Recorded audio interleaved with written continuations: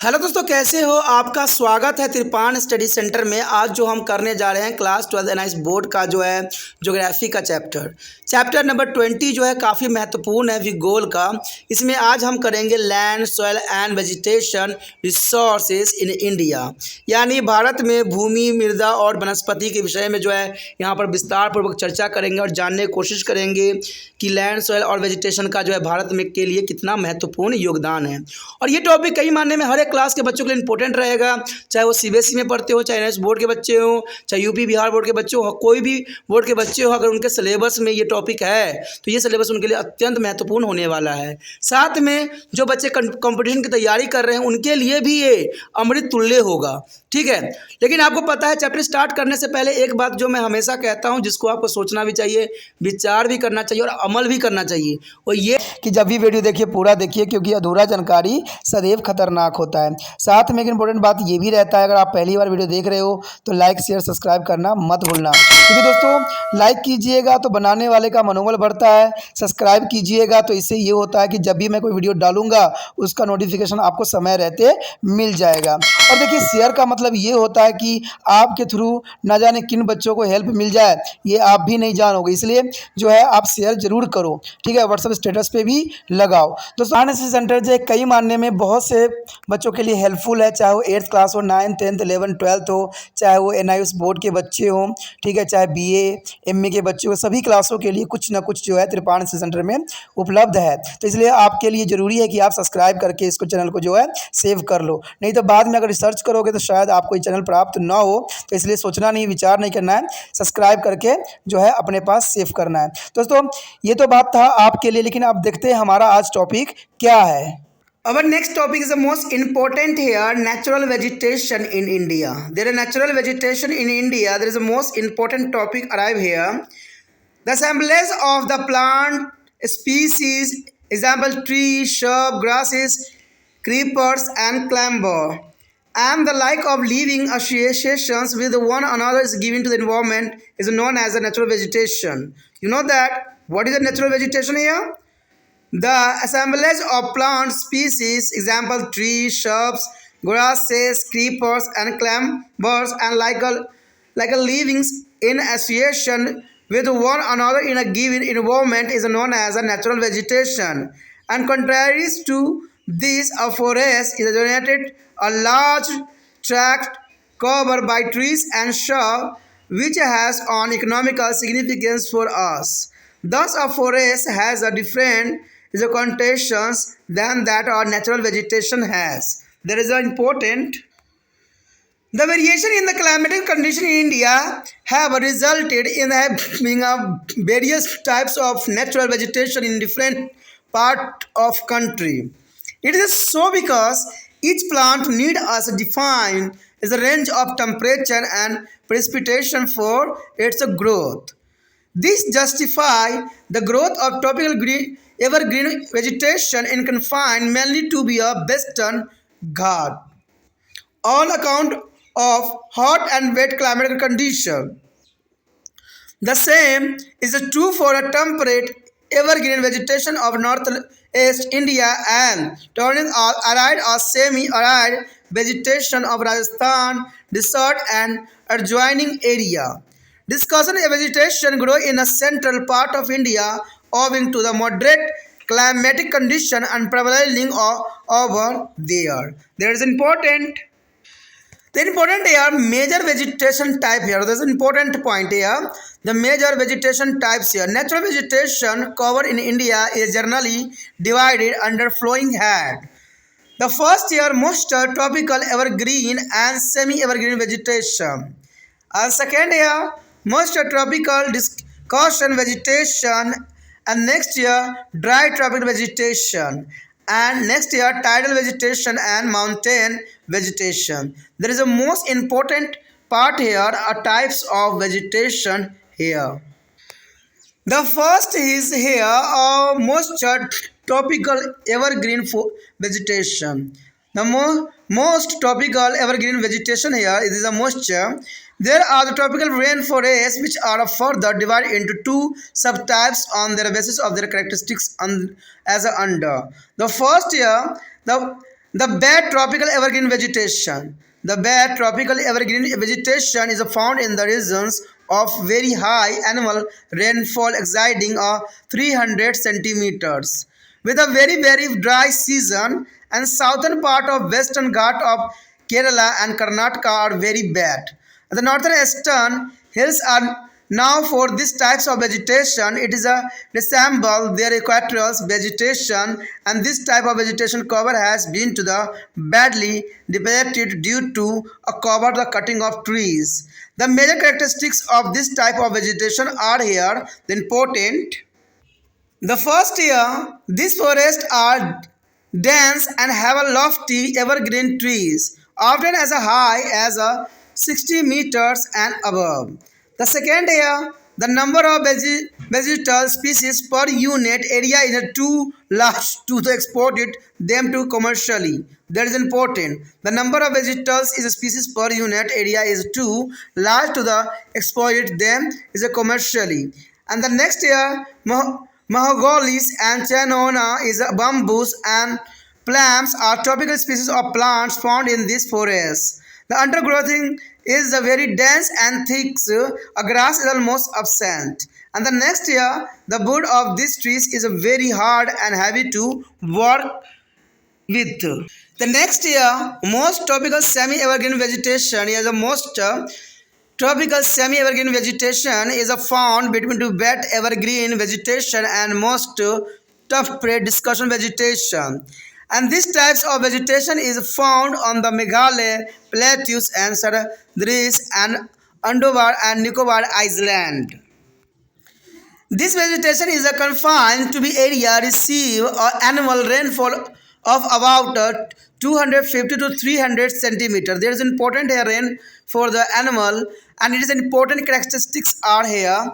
The vegetation cover is less dense than the wet evergreen forest. The timber of this forest is a fine texture and of the good quality. There is an important point. A timber of this forest is a fine textured and of a good quality. And the next year, rosewoods, Annie and Tesul are important tree in the Saradris, Champas and Junes, and the Gurunjan and the Assam is a Meghalaya and ironwoods. Emboning and the layers grow in the other region. And the next year, shifting agriculture and our exploitations of forest have depleted.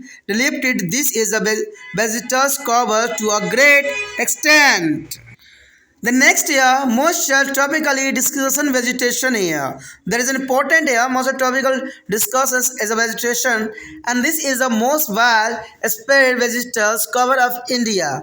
And this type of vegetation is found in the area receiving annual rainfall of 100 to 200 centimeter. That is important. There is annual rainfall received here 100 to 200 centimeter, and this include the Saradris is the northern eastern plateau of Peninsula and the Himalayan foothill in their Sivalik, the Bhavar and Teria. The important characteristics of this vegetation are here, and the tree said there is a leaves once in a year in a dry season. And the next year, this is a tropically monsoon vegetation consisting of large number of commercially important species than the evergreen forest here.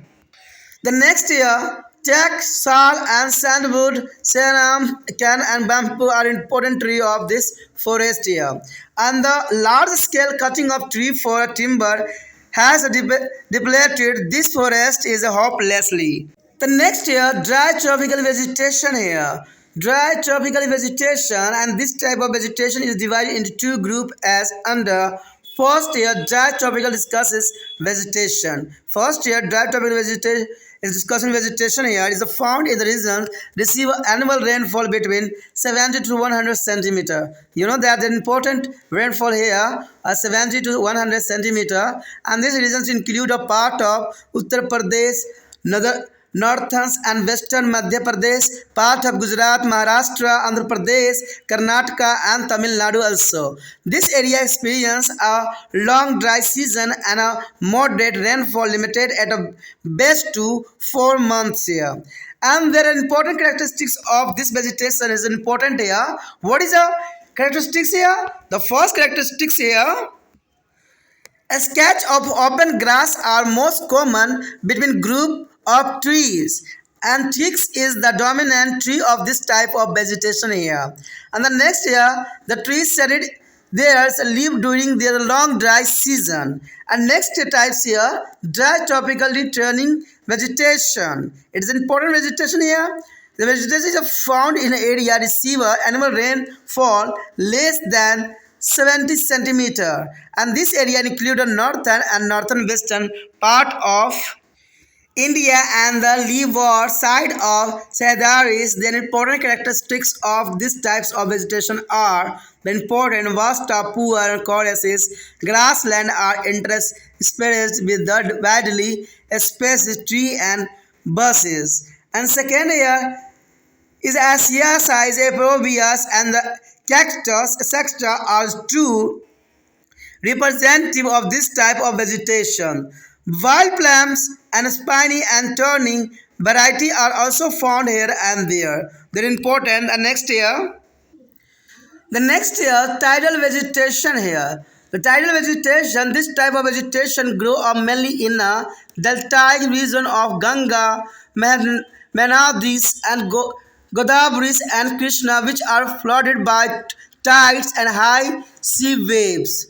The mangrove is the representative of this type of vegetation. You know that the mangroves is the representative of this type of vegetation. Sundari is a typically trees of is a tidal forest. Sundari is a tropical tree of tidal forest. It is found in the abundance in the lower Ganga delta of West Bengal, and this is the reason why it is a popularly known as a Sundarban. It is known for it is a hard and durable timber. There is the most important part here, Sundarban here. The mountain vegetation. There is the next important point here, the mountain vegetation. Due to difference in the temperature and other weather condition of the northern and peninsular mountain ranges, there exists difference in the vegetal cover of these two groups of mountain ranges. Another there is a mountain vegetation can be classified as the mountain or vegetation of peninsular plateaus and the mountain vegetation of the Himalayan range. There is important here. And then first point, according to the mountain vegetation here, the mountain vegetation of peninsula plateaus. The high altitude area of the plateaus region include Nilgiris, Anamalis and Palani Hill and Mahaswara in the Western Ghat, Satpura and the Malka Hill. The important characteristics of vegetation of this region are here. The first characteristics here are a sketch of the open rolling grass is a planning with the underdevelopment forest or brushes are found. The bed temperate forests below to the 1,500 meters are less dense than those found above this height. And the forests have a thick undergrowth, epiphytus and mosses are here. And the Mongolia is laurel, Yemen and common trees. And the next year, the Sinocona and the Ecotopus as had been introduced to the from outside the country. The next year, the mountain vegetation of the Himalayan range. That is important. The mountain vegetation of the Himalayan range in the Himalayan mountain range, the vegetation is different at increasing altitudes, and this can be divided into the following types. The first year, most tropically discussion forests are found along to the foothill in the Shivaliks up to the height of 1,000 meters, and we have already learned about this forest. And there is a wet temperate evergreen forest are found in the area the lining between 1,000 to 3,000 meter. The important characteristics of this forest are these are the very thick forest of the lofty tree, Oka and the chestnut are the predominant tree of the eastern Himalayan region, while the cheers and pine are in the western part here. And sal is the important tree in the lower altitude. And next year, Devdar, silver fir and the crocus are predominant is a tree between two height of 2000 and 3000 meters. And these forests are less dense as a compare to be forest at a lesser the elevations. There is an important point here. And these forests are of the great economical importance to the local population. And next point here, dry temperate vegetation is found on the higher hill slope of this mountain region and which has a moderate temperature and rainfall between 70 centimeter and 100 centimeter between. And important characteristics of this type of vegetation are here. This vegetation is a resembles the Mediterranean vegetation, and while olives is a Acacia are the important tree along with the hard courses and thick is a savanna grass. And oaks and devdar are found there and here. That's important. And the fourth one is the alpine vegetation found between to the altitude 3000 and 4000 meters. Their vitamins are important here, and the important characteristic of this forest are these are far less dense and silver for juniper, birches, and pine and rhododendrons and are important trees of this forest here. However, all of them have only a standard growth here. Alpine is a posture are found at a still higher altitudes, and the trees get up progressively is a stunted as they is approach the snow lines. There is important here. Here show the most important map on your screen. There is a natural vegetation of India. The natural vegetation of India is the first is a point here Himalaya vegetation. Himalaya vegetation is mostly found of the Himalayan region, Jammu Kashmir and the other side. And secondly, here tropical discussion forest here is found to the all over India, but mainly is the Karnataka. There is the Uttar Pradesh, Bihar, it is a Calcutta and other side. This is the most important here show in your screen. And Thorns forest here is mainly show of here are Rajasthan side and Gujarat and some part of the center of India here. And here Tedus forest here is a maximum find out of Calcutta side. And the tropical is evergreen forest is found here. The other side of Kerala side and some part of Maharashtra. There is important for here Indian vegetation of natural vegetation here. यहाँ पर जो हमारे समक्ष आया है अत्यंत महत्वपूर्ण topic Bharat में प्राकृतिक वनस्पति। देखिए भारत में प्राकृतिक वनस्पति की बात करें तो कहते हैं यहाँ पर जो है वनस्पतियों की कमी नहीं है, क्योंकि आपको पता है जब मिट्टी अलग अलग प्रकार की हो सकती है तो वनस्पति भी यहाँ पर बहुत प्रकार की होती है। इवन कि यहाँ पर जीव जंतु का भी डिफरेंस कैटेगरी देखने को मिलती है। तो ये काफ़ी महत्वपूर्ण यहाँ पर टॉपिक रहता है कि भारत में प्राकृतिक वनस्पति कैसी है। तो यहाँ पर देखा जाए तो प्राकृतिक को जो है डिफरेंट पार्टों में बांटा गया है और उसकी विशेषताओं को यहाँ पर उजागर भी किया गया है। तो इसी बात पे जो है हम आगे डिस्कस करने जा रहे हैं कि भारत में प्राकृतिक वनस्पति का क्या स्वरूप है और कौन से फॉरेस्ट जो है यहाँ पर महत्वपूर्ण है, और इसके बारे में विस्तार पूर्वक हम चर्चा करेंगे और जानने की कोशिश करेंगे। कहते हैं भारत में प्राकृतिक वनस्पति की बात करें तो कहते हैं पौधे की जातियों जैसे पेड़ों, झाड़ियाँ, घासें, बेलों, लताओं आदि के समूह हैं जो किसी विशिष्ट पर्यावरण में एक दूसरे के सहचर्य विकसित हो रहे होते हैं, यानी एक दूसरे के साथ देते हुए ये लोग जो होते हैं आगे बढ़ रहे होते हैं, कहते हैं प्राकृतिक वनस्पति कहलाते हैं। क्योंकि ये लोग देखिए प्राकृतिक वनस्पति का मतलब ये होता है कि जिसमें इंसानों का कोई हस्तक्षेप न हो और ये नेचुरल रूप से जो है ग्रोथ करे, तो उसे प्राकृतिक वनस्पति का नाम दिया जाता है।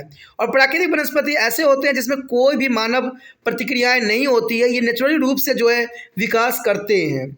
और इसके विपरीत वन से तरपते पेड़ों और झाड़ियों से युक्त एक विस्तृत भाग से है जिसका हमारे लिए आर्थिक महत्व भी होता है। अब यहाँ पर आर्थिक महत्व की बात किया जाए तो आपको पता है कि पेड़ पौधों से जो है इकोनॉमिकल अर्थव्यवस्था पे काफ़ी प्रभाव पड़ता है, क्योंकि पेड़ पौधे इतने महंगे बिकते हैं कि लोग जो है इसको बहुत ही आसानी से काट भी डालते हैं, इसलिए आर्थिक महत्व भी इसका बहुत काफ़ी बन जाता है। और इस प्रकार प्राकृतिक वनस्पति की तुलना में वन का अर्थ भिन्न होती है। देखिए, एक प्राकृतिक वनस्पति होती है और एक वन होता है, तो दोनों का अर्थ अलग ही यहाँ पर लिया जा सकता है। कहते हैं भारत में जलवायु दशाओं की विभिन्नताओं के परिणाम स्वरूप देश के विभिन्न भागों में अनेक प्रकार की प्राकृतिक वनस्पति पाई जाती है। जैसे कि हमने पहले भी बता चुका हूँ मैं कि भारत में जलवायु की दशाएं जो है भिन्न है, और कहते हैं यहाँ पर मृदाओं की भी जो है विभिन्नता देखी जा सकती है। इसीलिए इन विभिन्नताओं के कारण ही, चाहे जलवायु हो चाहे मिट्टी हो, इनके कारण यहाँ पर अलग अलग क्षेत्रों में अलग अलग प्रकार की प्राकृतिक वनस्पति पाई जाती है। प्रत्येक पौधों को अपने विकास के लिए निश्चित तापमान एवं वर्षा की आवश्यकता होती है। तो यहाँ पर देखा जाए भारत में एक विशेषता ये भी है कि यहाँ पर तापमान अलग अलग है, वर्षा होने की जो है प्राकृतिक भी अलग अलग होता है। तो भारत में हर चीज़ की अपनी एक विशेषता रखती है, इसलिए यहाँ पर जो है हर प्रकार की वनस्पति जो है सरलतापूर्वक मिल जाती है।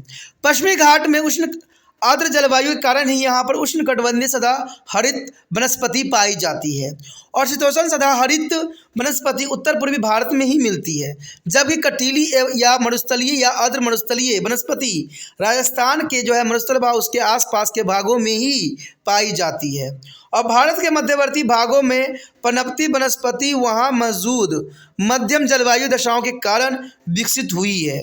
तो ये भी बात काफ़ी महत्वपूर्ण यहाँ पर आता है। अब देखते हैं कि भारत में कितने प्रकार के जो हैं वनस्पति पाई जाती है। यदि भारत के वनस्पतियों के प्रकार की बात करें तो प्रमुख वनस्पति प्रकार जो है भारत में पाए जाने वाले प्राकृतिक वनस्पति को सामान्यतः भिन्न भागों में बांटा गया है, और इसको 5 जो है भागों में बांटा गया है, जो कि काफ़ी महत्वपूर्ण है। अगर पहले की बात करें तो अर्ध उष्णकटिबंधीय सदाहरित एवं अर्ध जो है सदाहरित वनस्पति के नाम से जाना जाता है। दूसरा जो है उष्णकटिबंधीय अर्ध पनपती वनस्पति के नाम से जाना जाता है। उसके बाद तीसरी की बात करें हम तो उष्णकटिबंधीय शुष्क वनस्पति के नाम से जाना जाता है। उसके पश्चात अगर हम बात करें ज्वारीय वनस्पति के रूप में जाना जाता है। उसके पश्चात जो है पर्वतीय वनस्पति के नाम से ये विख्यात है। तो ये जो है पांचों जो है काफ़ी महत्वपूर्ण वनस्पति है जो भारत में सुचारू रूप से ये मिलती है। यहाँ पर देखा जाए तो पहला यही आता है कि अर्ध उष्णकटिबंधीय सदाहरित वनस्पति, यानी जो है अर्ध उष्णकटिबंधीय सदाहरित वनस्पति पाई जाती है। ये उष्णकटिबंधीय वर्षा वन है, जिन्हें उनकी विशेषताओं के आधार पर निम्न 2 प्रकार में बांटा जाता है। यानी इसको जो है 2 भागों में बांटने का प्रावधान है। पहला तो यही आता है कि अर्ध उष्णकटिबंधीय सदाबहार वनस्पति आती है। तो पहला क्या आता है, अर्ध उष्णकटिबंधीय सदाबहार वनस्पति। ये पार्ट जो है अर्ध उष्णकटिबंधीय सदाहरित वनस्पति के ही है। कहते हैं यह उन प्रदेशों में पाई जाती है जहाँ जो है वार्षिक वर्षा 300 सेंटीमीटर से अधिक होती है। तो आप समझ सकते हो कि ये क्षेत्र जो है मेघालय साइड ही मिल सकती है और उसके आसपास ही, यानी यहाँ पर देखा जाए तो वार्षिक वर्षा जो होती है 300 सेंटीमीटर से अधिक होती है तथा शुष्क ऋतु यहाँ बहुत ही छोटी होती है। पश्चिम घाट के दक्षिण भाग केरल व कर्नाटक तथा अधिक आर्द्र उत्तर पूर्वी पहाड़ियों में इस प्रकार की वनस्पति पाई जाती है। तो ये काफ़ी महत्वपूर्ण है, और यह जो है विषमवर्तीय वनस्पति से मिलती जुलती ही नजर आती है। यह वनस्पति अत्यधिक कटाई से नष्ट प्राय हो गई है। देखा जाए तो वही बात है कि मानव प्रतिक्रियाओं के कारण जो है ये वनस्पति की कटाई हो गई है और ये जो है बिल्कुल ही खत्म नष्ट हो गए हैं। और इस प्रकार की वनस्पति की प्रमुख विशेषता इस प्रकार होती है जो कि नीचे दिखाया गया है। पहली विशेषता की बात करें तो कहते हैं ये वन जो होते हैं काफ़ी घने होते हैं, यानी ये वन जो होते हैं काफ़ी घने होते हैं तथा ये लंबे सदाहरित पेड़ों से युक्त होते हैं, और पेड़ों की लंबाई अक्सर 60 मीटर या इससे भी अधिक होती है। दूसरी बात करें, प्रति इकाई क्षेत्रफल पर जो है पौधों की जातियाँ इतनी अधिक है कि उनका जो है वाणिज्यिक उपयोग नहीं हो पाता है, यानी देखा जाए तो व्यापार के रूप में इसका उपयोग नहीं हो पाता है। कहते मेहगानी, सिकोना, बांस व ताड़ इन वनों में पाए जाने वाले खास पेड़ हैं, और पेड़ों के नीचे झाड़ियाँ, बेलें, लताएँ आदि का सघन मोटा जाल पाया जाता है, और घास प्रायः जो है इसमें अनुपस्थित होते हैं, यानी यहाँ पर घास देखने को नहीं मिलता है। अगर अगली पॉइंट की बात करें तो कहते हैं इन पेड़ों की लकड़ी अधिक कठोर व भारी होती हैं, अंततः इन्हें काटने व लाने से जाने में अधिक परिश्रम करना पड़ता है। यानी ये पेड़ की लकड़ियाँ अधिक कठोर एवं भारी होती हैं, अतः इन्हें यहाँ से वहाँ पहुँचाने में बहुत ही परिश्रम और पैसे की जो है नष्ट होती है। उसके पश्चात आता है हमारे समक्ष आर्द्र उष्णकटिबंधीय आर्द्र सदाहरित वनस्पति। तो ये भी काफ़ी महत्वपूर्ण है। कहते हैं आर्द्र सदाहरित वनस्पति तथा आर्द्र शीतोष्ण पनपती वनस्पति के मध्यवर्ती भागों में ये पाई जाती है और इस प्रकार की वनस्पति जो है मेघालय, पठार, सह्याद्री एवं अंडमान और निकोबार द्वीप समूह में मिलती है। और यह वनस्पति जो है 250 सेंटीमीटर से 300 सेंटीमीटर पर जो है वार्षिक वर्षा वाले क्षेत्रों तक ही सीमित होते हैं और इनकी प्रमुख विशेषता कुछ इस प्रकार से दर्शाई गई है। तो इसकी पहली विशेषता तो यही है कि यह वनस्पति आर्द्र सदाहरित वनों से कम घनी होती है, यानी काफ़ी एक घनी नहीं होती है, बहुत कम घनी होती है। इन वनों की लकड़ी जो है दानेदार अच्छी किस्म की होती है। कहते हैं रोज बोर्ड और एनी तथा तेलासर सह्याद्री के वनों के प्रमुख वृक्ष हैं। चंपा, जून तथा गुड़जन असम तथा मेघालय तथा आइसरवुड, एबोनी, एमलैंड अन्य प्रदेशों के प्रमुख वृक्ष के रूप में जाना जाता है। स्थानीय कृषि एवं अत्यधिक शोषण से इन वनों का अधिक हर्ष हुआ है। तो ये इसमें कोई दो राय नहीं, मनुष्य गतिविधियों के कारण जो है इस वनों का जो है नाश हुआ है और नष्ट हो गया है ये वन। उसके पश्चात हमारे समक्ष है आर्द्र उष्णकटिबंधीय पनपती वनस्पति। देखिए आर्द्र उष्णकटिबंधीय पनपती वनस्पति का भी अपना एक विशेष स्थान है। कहते हैं यह भारत के सबसे विस्तृत वनस्पति पेटी है, यानी बहुत ही फैली हुई ये वनस्पति पेटी है। इस प्रकार की वनस्पति जो है 100 सेंटीमीटर से 200 सेंटीमीटर वार्षिक वर्षा वाले क्षेत्रों में ये पाई जाती है और इसमें सह्याद्री, प्रायद्वीपीय पठार के उत्तरी पूर्वी भाग, शिवालिक में हिमालय, प्रायद्वीप पहाड़ी, भामर तराई के क्षेत्र शामिल है। और इस प्रकार की वनस्पति की प्रमुख विशेषता कुछ इस प्रकार से देखी जा सकती है। विशेषताओं के अंतर्गत देखिए तो कहते हैं पहला तो यही आता है कि पनपती वनस्पति क्षेत्र में वृक्ष वर्ष भर में एक बार शुष्क ऋतु में अपनी पत्तियां गिरा देती है, जो कि काफ़ी महत्वपूर्ण बात है। पनपती वनस्पति क्षेत्र में वृक्ष जो है वर्ष में एक बार जो है शुष्क ऋतु में अपनी पत्तियां गिरा देती है और ये पत्तियां कवि मानने में महत्वपूर्ण होती है क्योंकि इससे जो है पौधों को खाद के रूप में वो सरगल जाती है। तो इसीलिए इन क्षेत्रों में जो है काफ़ी हद तक पेड़ पौधे देखने को मिल जाते हैं और ये खास तौर पर जो है मानसूनी वनस्पति है जिसमें जो है वर्षकीय महत्व के पेड़ों को किस्म सदा हरित वनों से अधिक पाई जाती है। यानी देखा जाए तो वर्जनिक महत्व काफ़ी इस पौधों का होता है। इसमें अगर हम देखें तो बहुत महत्वपूर्ण पेड़ पौधे आते हैं। इसमें सागवान, साल, चंदन, शीशम, बेत तथा बांस इस वनों के प्रमुख वृक्ष हैं। तो नाम से ही आपको समझ गए होंगे कि ये जो है वन काफ़ी महत्वपूर्ण है उन सभी के लिए जो वर्जनिक करते हैं। लकड़ियों के लिए पेड़ों के जो है धुआंधार कटाई से इन वनों के अत्यधिक विनाश हुआ है। तो जनरल सी बात है, सभी कारणों में एक ही कारण सबसे महत्वपूर्ण होती है कि इंसानों के लालचों के कारण जो ये पेड़ पौधे नष्ट हो गए हैं और इनकी जो है कहते हैं तादाद बहुत ही कम गई है। तो ये बहुत चिंता का विषय है और कहते हैं इसमें किसी को चिंता करने की क्या आवश्यकता है। कहते हैं इंसान तो अपनी गलती करना छोड़ता ही नहीं है। तो ये बहुत बड़ी दुखदायक परिस्थिति आने वाली है क्योंकि लकड़ियों के लिए जो है कटाई से जो है इन वनों का विनाश हो गया और इसमें जीव जंतु रहने वाले जीव जंतु का बहुत ही बुरा प्रभाव देखने को मिलता है। उसके पश्चात हमारे समक्ष है शुष्क उष्णकटिबंधीय वनस्पति। देखिए शुष्क उष्णकटिबंधीय वनस्पति का अपना एक स्थान है। कहते हैं इस प्रकार की वनस्पति को निम्न दो भागों में बांटा गया है। एक तो है शुष्क पनपती वन। तो कहते हैं ये वनस्पति जो है 70 से 100 सेंटीमीटर वार्षिक वर्षा पाने वाले भागों में पाई जाती है और इस प्रदेश में उत्तर प्रदेश कुछ भाग और उत्तरी एवं पश्चिमी मध्य प्रदेश जो है गुजरात, महाराष्ट्र, आंध्र प्रदेश, कर्नाटक और तमिलनाडु के कुछ भाग जो है सम्मिलित है। इन क्षेत्रों में शुष्क ऋतु लंबी होती है तथा वर्षा हल्की एवं 4 महीने तक सीमित ही होती है और इसकी प्रमुख विशेषताएं हैं कि ये जो है देखा जाए तो पेड़ों के जो है झुरमुटों के बीच विस्तृत घास भूमियाँ आमतौर से पाई जाती है और सागवान इस प्रकार की वनस्पति का प्रधान वृक्ष है। यानी देखा जाए तो यहाँ सागवान वृक्ष जो है सबसे अधिक मात्रा में मिलती है, इसलिए इसको यहाँ के जो है प्रधान वृक्ष भी कह सकती हो। कहते हैं पेड़ जो है अपनी पत्तियाँ लंबी शुष्क ऋतु में गिरा देती है। ये भी एक महत्वपूर्ण बात है कि ये शुष्क ऋतु में जो है अपनी पत्तियाँ गिरा देती है जो कि आगे चल के उनके लिए खाद मुहैया हो जाती है। तो ये काफ़ी महत्वपूर्ण बात यहाँ पर थी। उसके पश्चात है शुष्क उष्णकटिबंधीय कटीली वनस्पति। देखिए कटीली वनस्पति जो है उसका भी अपना एक महत्वपूर्ण स्थान है। कहते हैं ये जो है 70 सेंटीमीटर से कम वार्षिक वर्षा पाने वाले भागों में पाई जाती है। तो क्योंकि ये देखा जाए तो कटीली वनस्पति है, तो जनरल सी बात है कि यह 70 सेंटीमीटर से कम वार्षिक वर्षा पाने वाले भागों में पाई जाती है और इनमें भारत के उत्तरी व उत्तरी पश्चिमी भाग तथा सह्याद्री के पवन जो है विमुख ढाल शामिल है। इस प्रकार की वनस्पति की प्रमुख विशेषताएं कुछ इस प्रकार से आंकी गई है कि यहाँ दूर दूर तक फैले पेड़ व झाड़ियों के झुरमुटों के बीच जो है फैली निम्न किस्म की जो है घास वाली विस्तृत भूमियाँ पाई जाती है।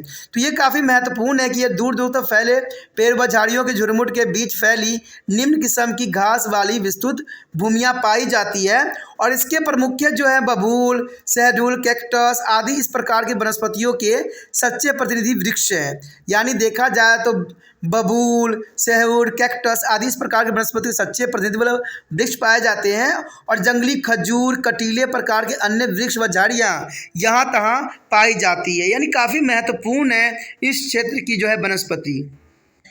उसके पश्चात हमारे समक्ष ज्वारीय वनस्पति। देखिए ज्वारीय वनस्पति का भी अपना एक विशेष स्थान है।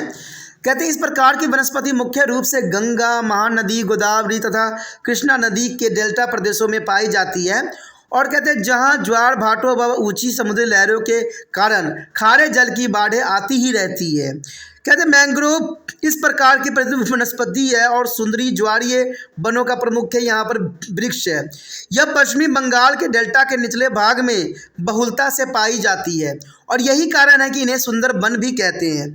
यह अपनी कठोर व टिकाऊ लकड़ी के लिए जाने जाते हैं। तो ये ज्वारीय वनस्पति काफ़ी महत्वपूर्ण है और महत्वपूर्ण तो इस बात के लिए भी है क्योंकि ये जो है बहुलता पाई है, इसको सुंदर वन के नाम से भी जाना जाता है। और ये मैंग्रोव जो है काफ़ी महत्वपूर्ण है क्योंकि यहाँ पर जो है लकड़ियाँ काफ़ी कठोर और टिकाऊ लकड़ियाँ पाई जाती है। उसके पश्चात है पर्वतीय वनस्पति। देखिए पर्वतीय वनस्पति का भी अपना एक स्थान है। कहते हैं उत्तरी तथा प्रायद्वीपीय पर्वतीय श्रेणी के तापमान तथा अन्य मौसमी दशाओं में अंतर होने के कारण इन दो पर्वत समूहों के प्राकृतिक वनस्पति में अंतर पाया जाता है। अंततः पर्वतीय वनस्पति को दो भागों में जो है प्रायद्वीपीय पठार की पर्वत वनस्पति तथा हिमालय श्रेणियों की पर्वत वनस्पति के रूप में बांटा जा सकता है। तो पर्वतीय वनस्पति का भी अपना एक स्थान है और कहते हैं इसकी भी एक कुछ महत्वपूर्ण बातें हैं। कहते हैं प्रायद्वीपीय पठार की पर्वतीय वनस्पति जो है काफ़ी महत्वपूर्ण है। कहते हैं पठारी प्रदेश को जो है अधिक ऊंचाई वाले क्षेत्रों में चाहे नीलगिरी हो, अन्नामलाई हो, पलानी पहाड़ी, पश्चिमी घाट में महाबलेश्वरम, सतपुड़ा तथा मैकास पहाड़ी शामिल है। और इस प्रदेश की वनस्पति मुख्य विशेषता ये है कि यहाँ की वनस्पति जो है अविकसित वनों या झाड़ियों के साथ खुली हुई विस्तृत घास भूमियाँ पाई जाती है। कहते हैं 1500 मीटर से भी कम ऊंचाई पर पाए जाने वाले अर्धशीतोष्ण वन कम सघन है और अधिक ऊंचाई पर पाए जाने वाले वनों की सघनता ज़्यादा है। तो ये भी काफ़ी महत्वपूर्ण बात यहाँ पर आता है। कहते हैं अगले पॉइंट पे अगर हम नज़र करें तो कहते हैं इन वनों में पेड़ों के नीचे वनस्पति का जाल पाया जाता है और जिसमें परपोषी पौधे और कई बारीक पत्तियां वाले जो है पौधे प्रमुख होते हैं। कहते हैं मैंग्रीलिया लैरस एवं सामान्य वृक्ष पाए जाते हैं इन क्षेत्रों में और सिनाकोना यूकैक्टस के वृक्ष जो है विदेशों से लाकर लगाए गए होते हैं। तो ये काफ़ी महत्वपूर्ण बात यहाँ पर आता है। उसके पश्चात हमारे समक्ष हिमालय श्रेणी की पर्वतीय वनस्पति की हिमालय श्रेणी की पर्वतीय वनस्पति का भी अपना एक स्थान है। कहते हैं हिमालय पर्वतीय प्रदेश में बढ़ती हुई ऊंचाई पर जो विभिन्न प्रकार की वनस्पति पाई जाती है और इन्हें प्रकार में बांटा भी गया है। कहते हैं अर्ध उष्णकटिबंधीय पर्वतीय वन जो है शिवालिक श्रेणी के प्रायद्वीपीय क्षेत्र भावर तथा तराई क्षेत्रों में जो है 1000 मीटर की ऊंचाई तक पाए जाते हैं और हम इन वनों के बारे में पहले ही पढ़ चुके हैं। कहते हैं अगर दूसरी बात पर अगर ध्यान दें तो कहते हैं अर्धशीतोष्ण कटिबंधीय सदाहरित वन जो है 1000 से 3000 मीटर की ऊंचाई के मध्यवर्ती क्षेत्रों में ये पाई जाती है और इन वनों की महत्वपूर्ण विशेषताएं कुछ इस प्रकार है। कहते हैं कि विशेषता के अंतर्गत देखें तो ये वने जो है बहुत घने वन लंबे पेड़ों से युक्त होते हैं। यानी यहाँ पर लंबे लंबे जो है वृक्ष पेड़ पौधे मिलते हैं। कहते हैं चेस्टनट तथा ओके जो है पूर्वी हिमालय प्रदेश के प्रधान वृक्ष है। यानी चेस्टनट तथा ओका पूर्वी हिमालय प्रदेश के प्रधान वृक्ष है, महत्वपूर्ण वृक्ष है। जबकि चीड़ और पाइन पश्चिमी हिमालय प्रदेश में प्रधानता से पाए जाने वाले वृक्ष हैं। प्रधानता का अर्थ यहाँ पर यही होता है कि ये पौधे जो है बहुत अधिक मात्रा में यहाँ पर पाए जाते हैं। कहते हैं साल निम्न ऊंचाई वाले क्षेत्रों का महत्वपूर्ण वृक्ष है। यानी साल जो है निम्न ऊंचाई वाले क्षेत्रों का महत्वपूर्ण वृक्ष है। देवदार, सिल्वर फर तथा फूल जो है 2000 से 3000 मीटर के मध्यवर्ती भागों के प्रधान वृक्ष के रूप में जाना जाता है। और इन ऊंचाइयों पर पाए जाने वाले वन कम ऊंचाई के वाले वनों की तुलना में कम घने होते हैं। तो ये भी बहुत काफ़ी महत्वपूर्ण है कि ये पेड़ पौधे जो है कम घने हैं, लेकिन स्थानीय व्यक्तियों के लिए इन वनों का आर्थिक महत्व अधिक होता है, क्योंकि इससे इनका जीवन यापन हर संभव सफल होती है। उसके पश्चात देखिए, शुष्क शीतोष्ण वनस्पति इस पर्वतीय प्रदेशों के अधिक ऊंचाई वाले पहाड़ी ढालों पर पाई जाती है। यहाँ तापमान कम तथा वर्षा 70 से 100 सेंटीमीटर होती है। और इस वनस्पति की महत्वपूर्ण विशेषता कुछ इस प्रकार है। कहते हैं यह वनस्पति जो है भूमध्य सागरीय वनस्पति से मिलती जुलती है, यानी यह वनस्पति जो है भूमध्य सागरीय वनस्पति से मिलती जुलती है। जंगली जो है जैतून और बबूल जो है कठोर व मोटी साबना घास के साथ उगे प्रमुख वृक्ष है। कहीं कहीं ओका देवदार के वृक्ष भी पाए जाते हैं, जो कि काफ़ी महत्वपूर्ण है। कहते हैं अगर हम अगले पॉइंट की बात करें तो कहते हैं अल्पाइन वनस्पति जो है 3000 से 4000 मीटर की ऊंचाई के मध्य पाई जाती है। और इन वनों की प्रमुख विशेषताओं के अंतर्गत देखें तो ये जो है कम घने वन है, यानी ये बहुत ही कम घना है, यानी घनत्व इसमें बहुत ही कम है। कहते हैं अगर देखा जाए दूसरी विशेषता की ओर तो कहते हैं सिल्वर फर जो है, जूनिफर, बर्च, पाइन, अराई, रेडानाडाउन तथा अन्य इन वनों के प्रमुख वृक्ष हैं। ये सभी वृक्ष आकार में बहुत छोटे होते हैं। अल्पाइन चरगाह इससे अभी अधिक ऊंचाई वाले भागों में मिलते हैं। कहते हैं हिम रेखा की ओर बढ़ने पर जो है पेड़ों की ऊंचाई क्रमशः कम होती जाती है, जो कि काफ़ी महत्वपूर्ण है। महत्वपूर्ण यहाँ पर मैप भी है, जिसमें सारे पार्ट को आप भारत में देख सकते हो कि किस क्षेत्र में इसकी कितनी विषमताएं पाई जाती है, जो कि बहुत काफ़ी महत्वपूर्ण ये मैप है। तो देखा जाए भारत प्राकृतिक वनस्पति का यह मैप दर्शाया गया है, जो कि बहुत काफ़ी महत्वपूर्ण है। पहला नंबर हिमालय वनस्पति है। तो हिमालय वनस्पति तो आपको पता ही है कि हिमालय क्षेत्र में ही नज़र आएंगे, जैसे जम्मू और कश्मीर के साइड, ठीक है, हिमाचल के साइड। तो आप देख सकते हो कि हिमाचल के साइड ही ये दर्शाया गया है। उसके पश्चात जो है उष्णकटिबंधीय पनपती वन। अगर उष्णकटिबंधीय पनपती वन की बात करें तो कहते हैं पूरे भारत में इसी की प्रधानता है, चाहे वो उत्तर प्रदेश हो, चाहे बिहार हो, चाहे कर्नाटका साइड हो, चाहे कन्याकुमारी साइड हो, हर क्षेत्र में आप देख सकते हो कि ये जो है उष्णकटिबंधीय पनपती वन का ही प्रधानता है। अगर अगली बात करें शुष्क उष्णकटिबंधीय वनस्पति, तो ये क्षेत्र जो है राजस्थान के साइड ही आएगा, जैसे कि दर्शाया भी गया। और आप देख सकते हो गुजरात के साइड भी इसका जो है मुख्य प्रधानता है, और भारत के सेंट्रल पार्ट में भी इसकी प्रधानता देखने को मिल रहा है। उसके बाद जो है ज्वारीय वनस्पति, देखिए ज्वारीय वनस्पति जो है कलकत्ता के साइड दिख रहा है, तो ये भी महत्वपूर्ण है। अगर उष्णकटिबंधीय सदाहरित वन की बात करें तो ये मुख्यतः आपको जो है नज़र आ सकता है, मेघालय के साथ क्षेत्रों में दिख सकता है आपको, और बाकी जो है केरल, महाराष्ट्र के साथ इसकी प्रधानता रहती है। तो ये मैप भी बहुत कुछ कहता है और बहुत कुछ समझाने के लिए पर्याप्त है। तो अगर आपको मैप का कोई भी क्वेश्चन आता है तो इसके अंतर्गत आप बहुत ही आसानी से सलूशन कर सकते हो, जैसे कि यहाँ पर दर्शाया भी गया है। अब हम देखते हैं कुछ महत्वपूर्ण जो है निष्कर्षण। तो देखिए सारी बातों कि अगर हम निष्कर्ष के रूप में देखें तो ये आपके लिए बहुत महत्वपूर्ण रहता है, जिसको आपको नोट कर लेना चाहिए। तो हमने जो अब तक पढ़ा है जाना है उसमें यही बात आया है कि प्राकृतिक वनस्पति से तात्पर्य पौधे की जातियों के समूह से है, जो किसी विशेष पर्यावरण में एक दूसरे के सहचार्य में विकसित हुए हैं। कहते हैं विभिन्न प्रदेशों की वनस्पति पर तापमान एवं वर्षा का स्पष्ट प्रभाव देखने को मिल जाता है। प्राकृतिक वनस्पति पेटियों में जो है अर्ध उष्णकटिबंधीय सदाहरित, अर्ध उष्णकटिबंधीय पनपती वन, शुष्क पनपती वन, ज्वारीय तथा पर्वतीय वनस्पति, जो ऊंचाइयों के अनुसार उष्णकटिबंधीय वनस्पति से लेकर जो अल्पाइन वनस्पति तक के वनस्पतियों को सजे हुए हैं और शामिल भी हैं। तो ये काफ़ी महत्वपूर्ण यहाँ पर पॉइंट था, जिसको आपको अपने कॉपी पे जो है लिख लेना चाहिए, क्योंकि एग्जाम के टाइम यही पॉइंट आपके लिए वरदान सिद्ध हो सकता है। ठीक है दोस्तों, इसी के साथ हमारा चैप्टर भी खत्म हो जाता है, जो कि काफ़ी महत्वपूर्ण था। हमने हर एक बात पे, हर एक पहलू पे विस्तार पूर्वक चर्चा किया। अगर आपको ये वीडियो अच्छा लगा, अगर आप तिरपान स्टडी सेंटर का हेल्प करना चाहते हो तो इतना ही करना है कि इस वीडियो को शेयर करना है। और शेयर करने के लिए आपको इतना अधिक तकलीफ उठाने की आवश्यकता नहीं है, सिर्फ इतना करना है कि आपका जो उंगली है वहाँ पर शेयर, जो यूट्यूब पे आप देख रहे हो तो वहाँ पर शेयर का बटन होगा, उसको दबाइए और इस कॉपी को, जो लिंक को कॉपी करके व्हाट्सएप स्टेटस पे लगा दीजिए। व्हाट्सएप स्टेटस पर लगाने से ये होगा कि जो बच्चे आपके कॉन्टैक्ट में होंगे ये वीडियो उनको अवश्य प्राप्त हो जाएगा। ठीक है, अगर वो वीडियो इनको अच्छा लगता है तो देखेंगे, नहीं लगता है नहीं देखेंगे। कहते हैं किसी को ज़बरदस्ती का यहाँ सवाल नहीं उठता है, जहाँ से समझ में आता है वही चीज़ करना चाहिए, यही एक महत्वपूर्ण बात रहती है।